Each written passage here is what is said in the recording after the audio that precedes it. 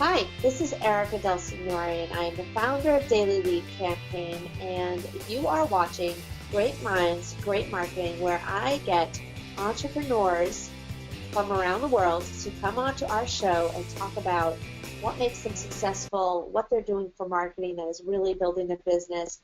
And, I bring people from all walks of life. So today I have one of the most interesting I don't want to say candidate, but I have one of the most interesting guests today.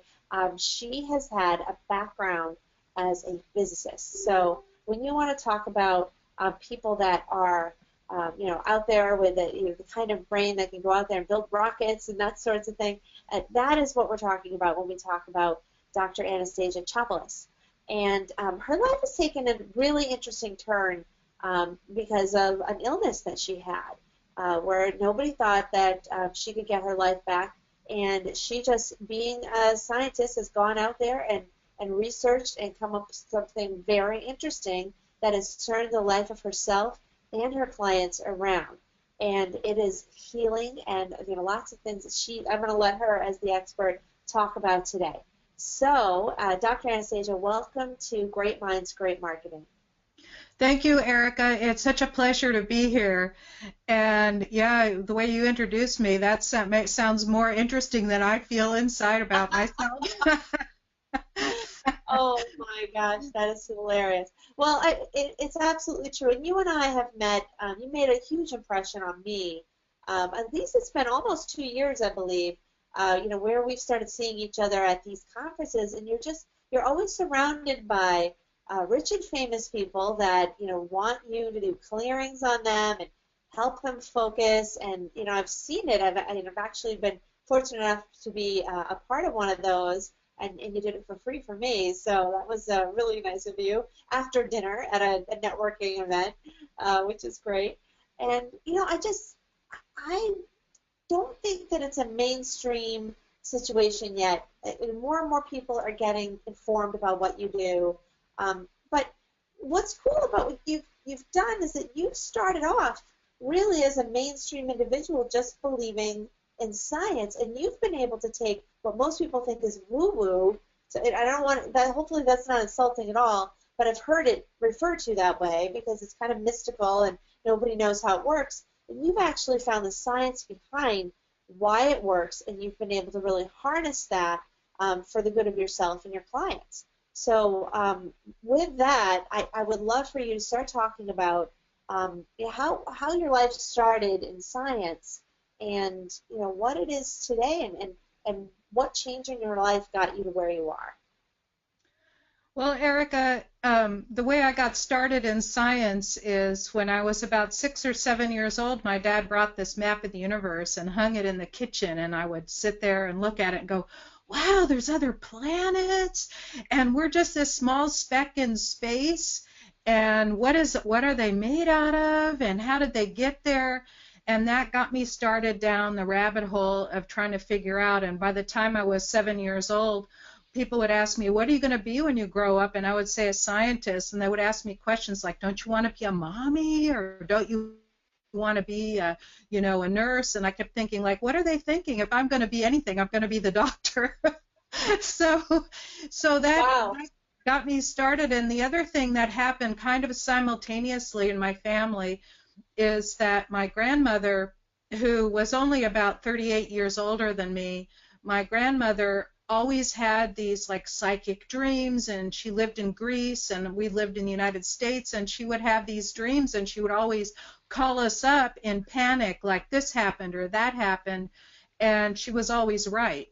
So the combination of having this curious science mind and also having this exposure to the other world, what we would call the quantum world or the other side, and so on, that having that exposure. And now I found out that my great-grandmother, my dad, all of my siblings, my children, my grandchildren, all have certain skills. They are either clairvoyant, clairaudient, clairsentient. Some of them get taste, smell, and I have most of them. and so does my sister, and my daughter is an extremely powerful clairvoyant. So it kind of runs in the family. Once it's sort of an accepted thing, you discover that you have this thing. Like I knew from when I was in high school that I was hearing what my teachers were thinking, because they'd ask a question and the answer would pop in my head, and I know that I never heard it or read it anywhere. So I always used to think that was like, oh, that's really weird that the answer would pop in my head. So, but I went down the path. I got my bachelor's and PhD at UCLA and my master's at Caltech. And I started studying the vibrations of matter and under different conditions, pressures, temperatures, low temperature, high temperature, across a huge pressure range, and started to understand how matter was really put together, and understand that all matter is basically a vibration, whether it's an electron or a proton or neutron, and those are the building blocks of our atoms. Of course, there are even subatomic particles. There's a whole range of them, but they're basically all have wavelength, all have frequency. They're all just only energy. And as I started to understand that really clearly, I got to my 40s. That was about 24 years ago. I got to my 40s and I got really sick. And it's not because I wasn't taking good care of myself. I was running 6 miles before breakfast. I ate a good diet. I did a lot of things, but it turned out to be stress because I was a full-time mom. I had 2 little kids. I had a difficult husband. I was married to an alcoholic, and I had this full-blown career. So the stress just added up, and all the doctors couldn't figure out what was wrong with me. I was really sick. I couldn't figure out what was wrong with me. So I had to use my kind of scientific brain, and I started reading all of the medical journals and discovering that basically medical science doesn't know a whole lot about cause and effect. So I started looking at cause and effect and discovering that there was always a cause to whatever the problem is, whether it's cancer or high blood pressure or high cholesterol. There was always a cause, and once you remove the cause, the body would naturally be healthy, because we're designed to be healthy. Our bodies are built to be healthy. We're built naturally to heal. So once I discovered that and knew that I could move energy, just because, I had a friend who invited me to a Reiki class, which I had no clue. And then I would put my hands on people and they go, wow, I can really feel this energy pulsing. And then I discovered I could do this distance, because in the quantum space there is no time and no dimension. It's information, and we all draw from that. That's when people get downloads, that's where it comes from. Wow. And so by being connected, I had this like psychic thing going, and then I had the science world, and I married those. And I started healing people full-time. I've been healing for over 20 years, but been healing people full-time for the last 5, and have created basically hundreds of medical miracles. Now, a lot of healers don't have a very good income because they really don't know how to speak the language that people get. And like you said, it's not quite mainstream yet. It's getting there, but and a lot of people come up to me and say, oh, I totally believe in that. And I say, well, it's not a matter of belief or not belief. It's a matter of evidence, and it's a matter of scientific knowledge. And we have the scientific knowledge to back up what moving energy does for you. And I've gotten on the phone with people who I've never spoken to, and then in the first 5 minutes they tell me, wow, I feel like 10 pounds lighter, this weight lifted off of me. And that's how we should all be feeling, like in this joyous, happy lightness space, because when we're depressed, we feel like we're totally weighted down. And I get on the phone with them, and I just move my hands a little bit, and they get well. So that's how it happens. Yeah. Yeah, that's amazing. So you have a gift. You've been able to take it from science to healing, and find that when you speak in those terms that you're able to reach a lot more people when you explain it this way. Exactly. I just gave a talk to 120 business people, and I got their energy moving by getting them up and moving in certain directions, and you could feel the room lightness come up. You know, when you're sitting in a 3-day conference, you get really tired because you're sitting in that Yeah, chair and you're listening, right? And you're absolutely. listening and trying to focus and taking notes and connect and, you know, and network. It's a lot of work. And so you want to get everybody's energy moving. So I explained to them exactly the science behind it. Then I got them to do it. And when I came off the stage, I got high fives from so many people by saying that was really awesome. They finally get it. So if you can talk to a bunch of business people and they finally get it, that, you know, because they're like concrete. These are like real estate people and insurance people and people in that direction. When they finally get it and they start looking to you for that information, that improves your, you know, your base of who's going to come to you for help. And I have a lot of business CEOs as clients. Right, right. And it helps them focus when they can clear out, whatever's burdening them, I'm sure. Yeah, and they tell me they don't know what it is exactly that I do, but they know that their mind is clear and they're like totally focused and they're energetic and whatever's bothering them, whether it's anxiety or tension, is has just dissipated and then they can get on to focusing and doing what they do best.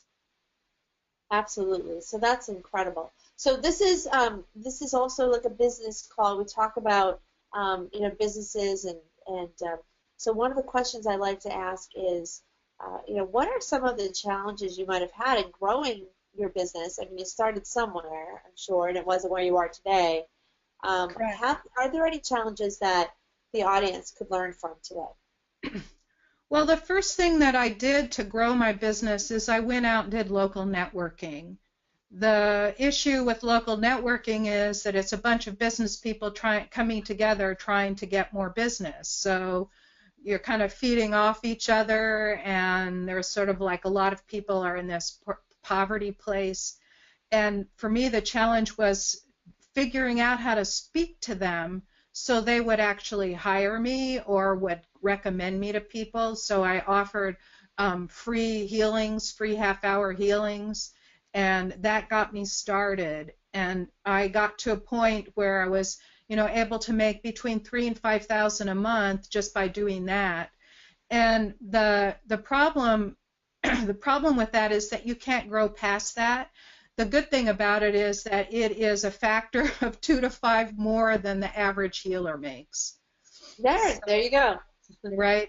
And the average healer doesn't actually speak a language that most people understand. They start using the, you know, like the Sanskrit or the energetic or the Indian terms for things, like they say namaste or they say om, and you know, they don't explain what they're doing, or they talk about auras and chakras and meridians and things like that, and they don't really, like, people say, what's a chakra?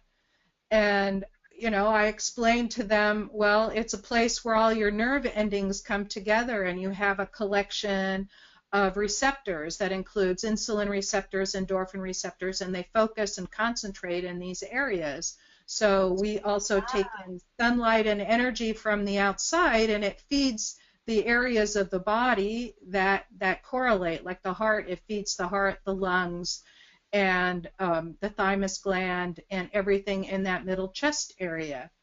And people that are depleted in the heart, often, if they'll often get breast problems, breast cancers, whether it's men or women. So they'll, you know, they basically are dying of a broken heart is what they're doing, people with heart issues. So that's Oh, a way I explain it, and then people go, oh, I get that. I didn't know that there was something physical there.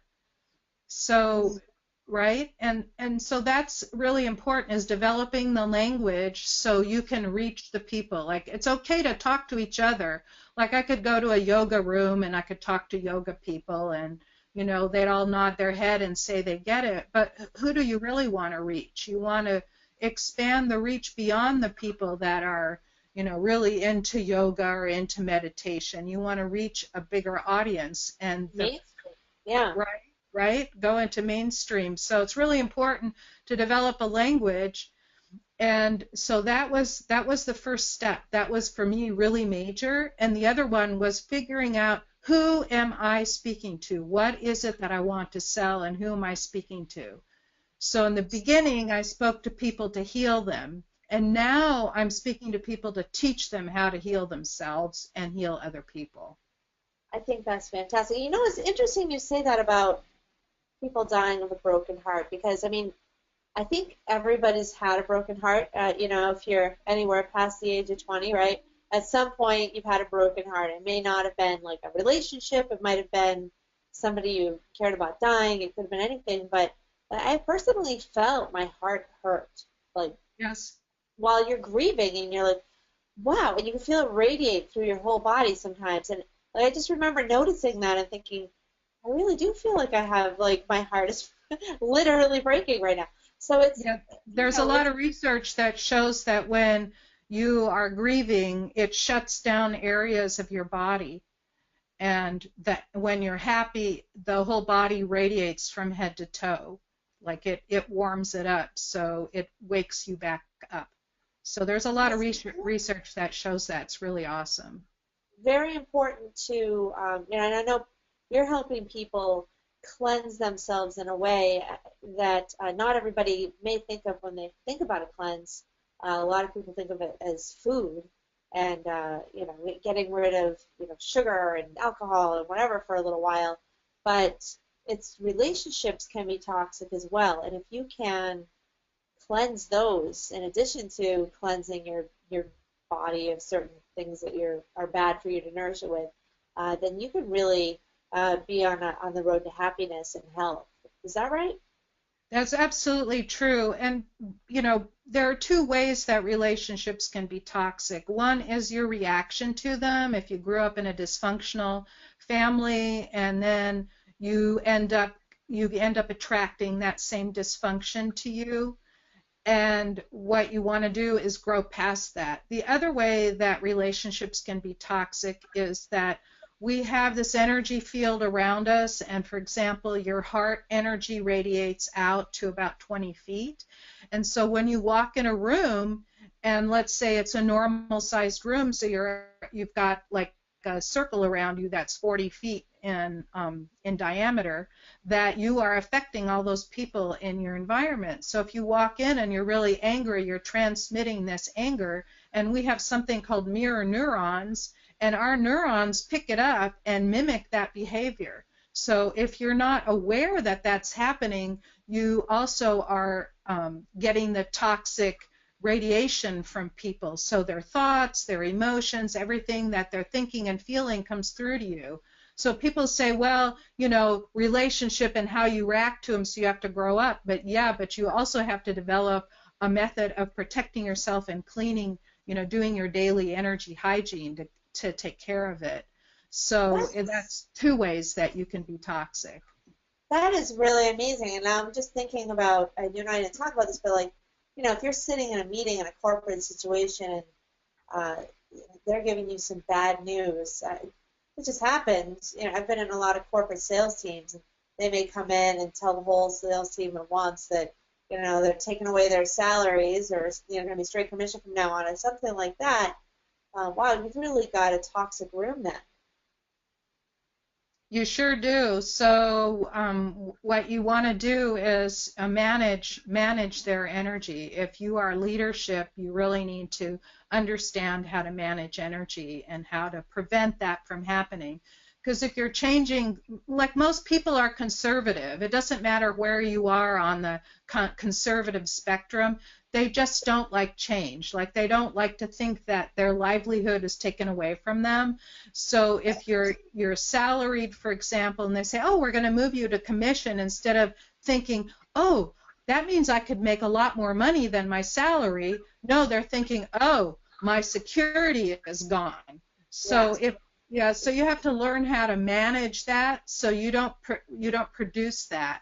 And really what you want to do is basically let the people go that are dependent on a salary and bring in the shakers and movers that will be able to deal with a commission situation. Right. Well, I mean, yeah, and nowadays though, it really depends. I mean, a lot of times people want to at least cover their base stuff. But yeah, that's just an example that I was thinking of because Exactly. It's I've been in just that situation before.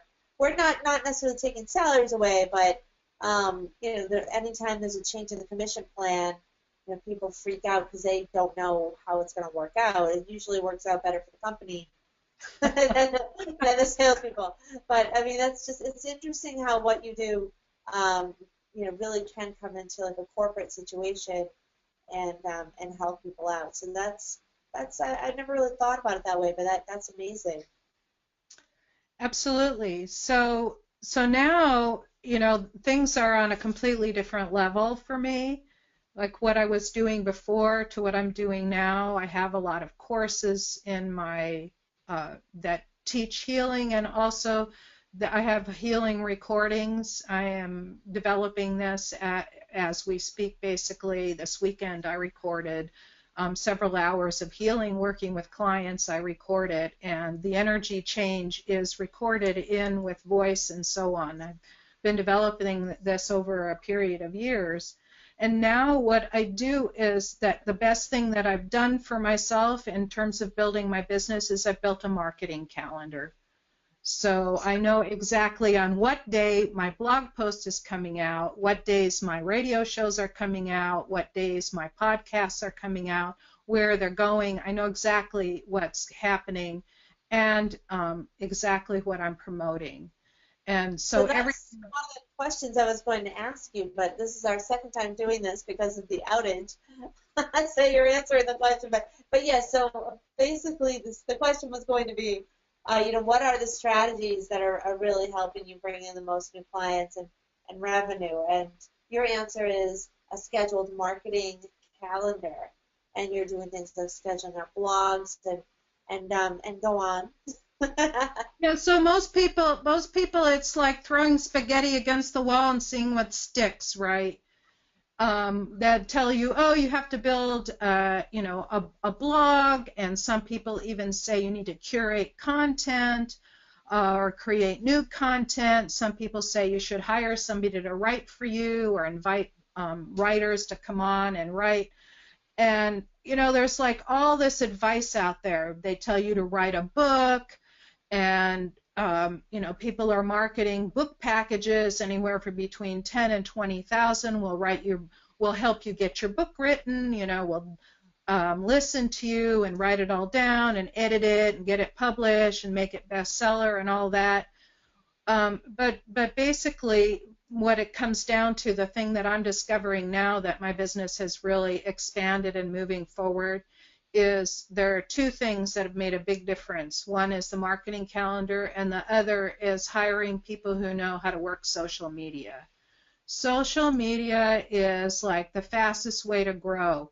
Like, somebody says, well, you should go out and network. Well, when I go to a networking meeting, there could be 50, 60 people at it, and I might be lucky to get one person, and I basically spent 5 or 6 hours doing this, driving to it, talking and saying the same message to the same 10 people or so, and coming home with a few business cards. You call them, and I call the business cards. I'm one of those few people that take and call them.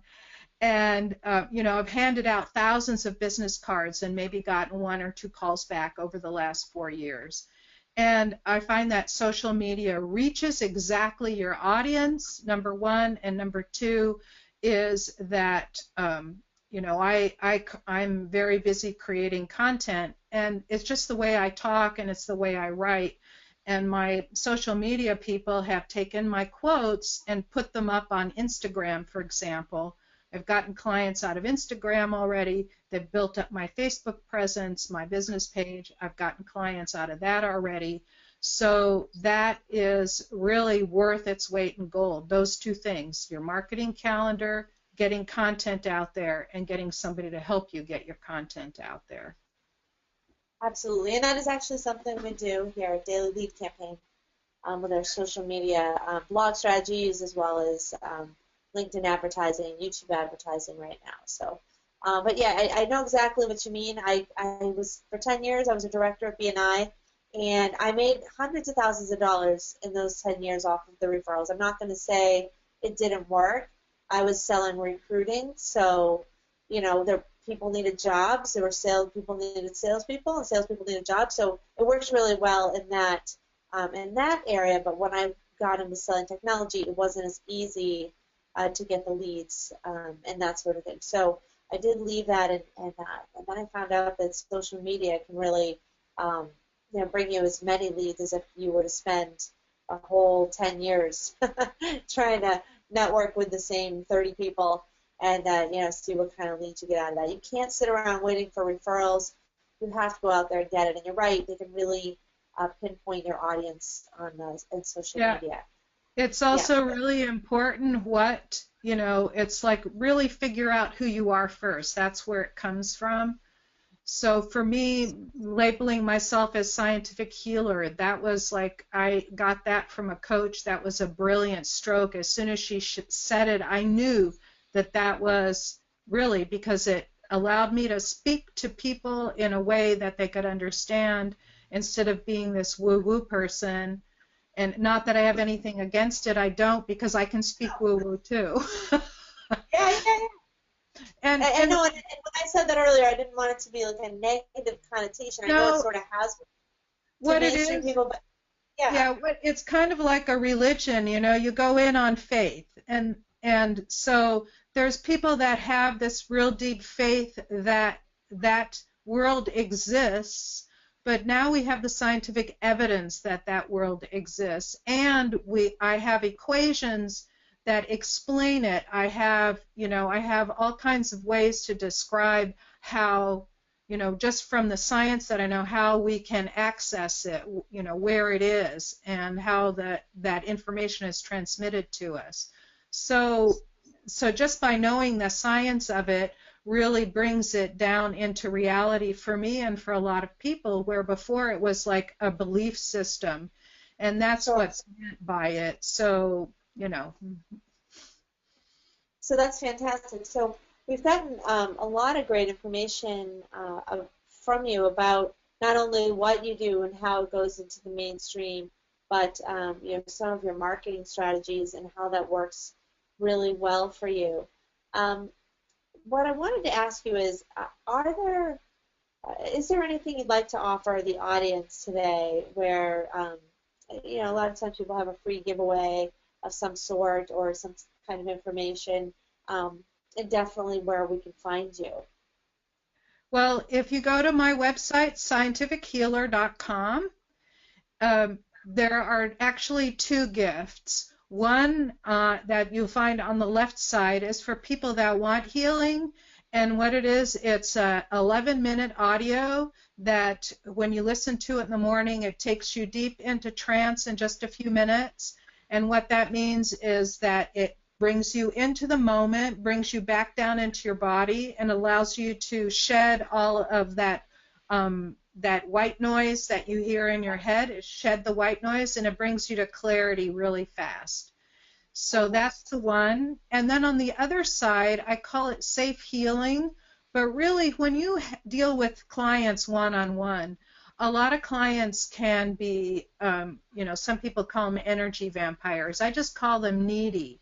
And you'll be on the phone and you try and explain to them, and then they'll keep going, but, and they're very needy. And so you can feel your energy drained from them. It's a quick tips on how to manage those kinds of clients. And healers get those a lot because people come to us because they don't feel good or things aren't working in their life, right? And a lot of healers will tell me, I can't deal with too many clients at a time, so I developed that. And that leads into there's a course that I'm about to launch that is called Safe Healing. It's the Safe Healing program, but really what it is client management. So those are the two things. And that's fantastic. That's really great. A lot of people do have that issue where they have like certain clients that drain them, and they might even be their biggest client. So it's it's hard to get on the phone with them, but it kills the rest of their day. So that's So the really quick tip, cool. so the quick tip is after you get off the phone with a client like that, just imagine yourself, it's always good to have good posture and stand up straight with your shoulders back, because then your energy runs up and down your body a lot better. That's actually been proven. And Yes. then next thing is what happens is that these clients, they send out these energy, we know from also the evidence that things are connected to us. They'll send out and they'll try to sap our strength, and you just cut them off. So you just say cut the cord, and you just throw them all down a deep hole, and it helps you disconnect. So after our conversation here, I will cut cords and disconnect. Really? And, right. It's after every conversation, it keeps me clean. Oh, okay. I mean, I hope this conversation doesn't bring you down. It's not that. It's just that when I carry everybody else's energy in me, it dilutes my own energy, because I have a different frequency than you. Right. Although you're nice and high frequency, so you're really easy to talk to. But there's some people that are like, you get on the phone and they'll go, oh, I don't feel so good today. And I could tell, I'll like get on the phone and I'll go, or I'll get on the phone and they'll say hello, and I go, wow, you're not in good shape today, are you? They go, no, how did you know? Oh boy. It's So so easy. I immediately get them lined up, and then when I'm done, I always make sure I disconnect and reclaim my energy and give them back theirs, because the cleaner my energy is, the better I can serve people. Right, right. And nobody wants to carry around the burdens of everyone else, and it's funny because you literally can do that. And I absolutely agree with that. And it's always like one person in a group that could spoil everyone else's energy. So I absolutely have seen that myself. It's hard to go to those big conferences when it's like what you were talking about. It's like when you're talking about going to the business meeting, right? And then there's always one whiner, complainer in the group. Yeah, and then you leave and you're like, oh, what just happened to me? I was in a good mood before I went in there. I would go to faculty meetings with 52 scientists, 55 scientists. We go to the faculty meeting, and there was always one person that would monopolize the conversation, and it was always about him or her ego, kind of getting squashed. Yeah. And then they'd want everybody else to boost them up, saying, oh, you're really talented scientist, blah, blah, blah. Well, so, there you go. So I mean, that's all really great advice, and I think people should definitely go to your website, take advantage of those 2 free gifts, and I want to thank you for taking the time to come on the show today and give us this invaluable information about really being able to focus and achieve more. I think it's fantastic what you do for people, and I'm looking forward to seeing you at our next event that we go to together. Hopefully something soon, maybe Speaking Empire or someone else. I was there. Yeah, you went out to that one. That's true. I thought I had something else scheduled at the same time. So it's the travel schedule is getting a little hectic lately. So let's see here. Exactly. And they had contacted me and asked me to speak, so I had to rearrange my schedule because I did have something else scheduled. But it was a real pleasure. Yeah, they really focus on energy now with Dave's nonprofit and everything. So I think they definitely needed someone like you to go in there and explain that. So that's awesome. It's been a real pleasure, Erica. Thank you so much for having me on. It's been a pleasure talking with your audience and giving them tips from a completely different kind of business. Like I'm just not about business tips. I'm about something else entirely. So you can see that it works for everybody. Well, that's why I wanted it on. I wanted to have you on because it's awesome to hear such a different point of view and get some tips to help people out with such a common problem of just carrying around the wrong energy. So I think it's great. So everyone out there, this has been Erica DELSIGNORE. I'm the founder of Daily Lead Campaign, and you've been watching my interview series called Great Minds, Great Marketing. We'll look forward to seeing you next time. Have a great day.